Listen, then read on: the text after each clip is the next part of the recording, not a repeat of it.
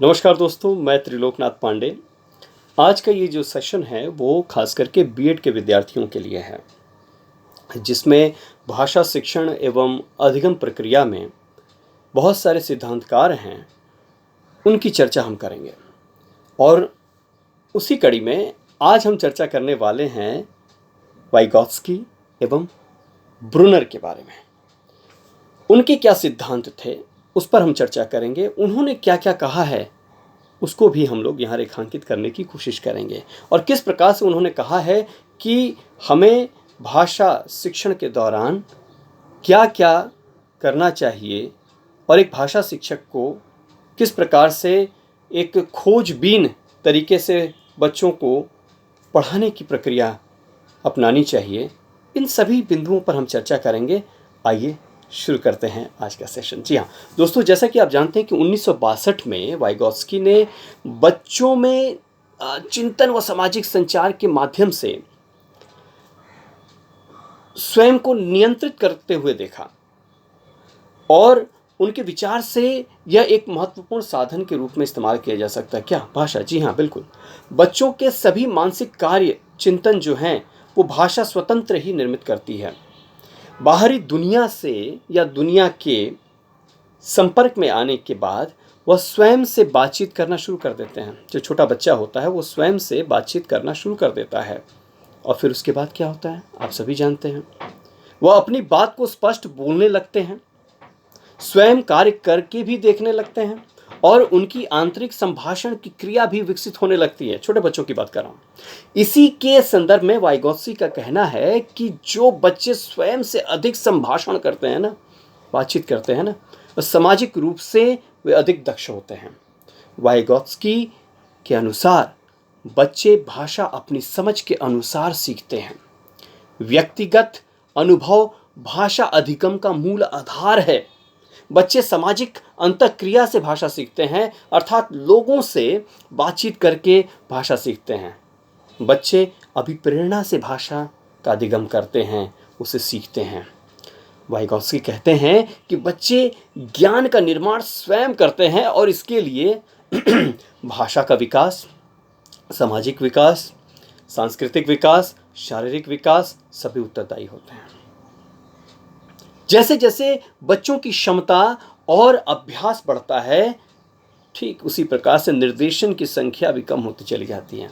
बच्चे ज्ञान व्यक्तियों, वातावरण एवं समुदाय से प्राप्त करते हैं। इसका सीधा मतलब यह है कि जहां पर बच्चे कठिन काम को खुद नहीं कर पाते हैं, वहां वे बड़े व कुशल व्यक्तियों से मदद लेकर कर लेते हैं।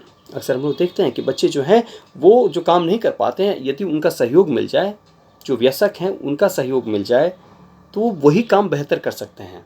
वो निर्देशन की जो क्षमता जो है ये कमी होती है, या फिर वो बोलने की आवश्यकता नहीं पड़ती है एक समय के बाद, क्योंकि वो बच्चा सीख जाता है और वो बेहतर करने लगता है। तो ये गुण जो हैं इस सिद्धांत के अंतर्गत समाहित हैं। ये जानना भी जरूरी है। क्या वो कहते भी हैं कि बच्चों के समीपस्थ विकास का क्षेत्र का दायरा बढ़ाने के लिए अर्थपूर्ण क्रियाओं पर अधिक से अधिक बल देना चाहिए। उनके अनुसार जब बच्चे अपने से किसी बड़े अथवा विशेषज्ञ के साथ मिलकर सीखने का प्रयास करते हैं तो उनकी समस्या निवारण क्षमता जो है, नियोजन क्षमता जो है, वो अधिक बढ़ जाती है। उनके ज्ञान का दायरा भी विस्तृत हो जाता है। वो कहते हैं कि विद्यालयों में व्यवस्थित रूप से इसका संचालन करना चाहिए।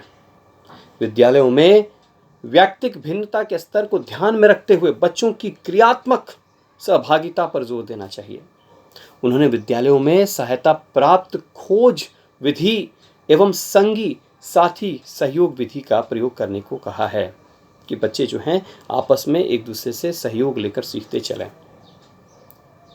इसको टीम टीचिंग भी कहते हैं या टीम वर्क भी कहते हैं। और वो ये भी कहते हैं कि इससे भाषा जो है दुरुस्त होती है। उन्होंने ये भी कहा कि गणित हो या साहित्य हो, सामाजिक विज्ञान हो, विज्ञान जैसे जो भी हैं, जो भी विषय हैं, उनके शिक्षक को उन्होंने ये सलाह दी है कि इसमें ज़्यादा से ज़्यादा इन विषयों के माध्यम से बच्चों को नई सूचनाएं दी जाएं, जिससे बच्चे अपनी संस्कृति व समाज से भी सीख सकें, जिसकी वजह से बच्चे जो हैं उनके अंदर जो है वो जिज्ञासा की वृद्धि हो, परिमार्जित हो, उनकी संज्ञानात्मक क्रियाओं को और भी बढ़ाने की आवश्यकता है, जिससे बच्चे जो हैं अपनी संस्कृति और समाज से आसानी से जुड़ सकते हैं। ये महत्वपूर्ण चीज़ें हैं जिस पर हमें ध्यान देने की आवश्यकता है। वो कहते हैं कि सहयोगात्मक अध्ययन से छात्र को सामाजिक अंतरक्रिया का दायरा बढ़ाने का मौका देना चाहिए। जब मिलकर करेंगे काम तो बहुत बेहतर करेंगे। शिक्षक या कोई भी बड़ा व्यक्ति उसके लिए एक मॉडल के रूप में होता है और वो बच्चा उससे समर्थन पाकर और बेहतरीन तरीके से कार्य करता है, कार्य का निष्पादन करता है और वो अधिक सफल भी होता है। समीपस्थ विकास का जो ये फॉर्मूला जो उन्होंने दिया है या फिर सिद्धांत उन्होंने रखा है, उसमें ये भी कह दिया है कि बच्चों को ज़्यादा से ज़्यादा मौका देने की आवश्यकता है, ग्रुप में काम करने की आवश्यकता है, क्योंकि समाज से बच्चे सीखते हैं।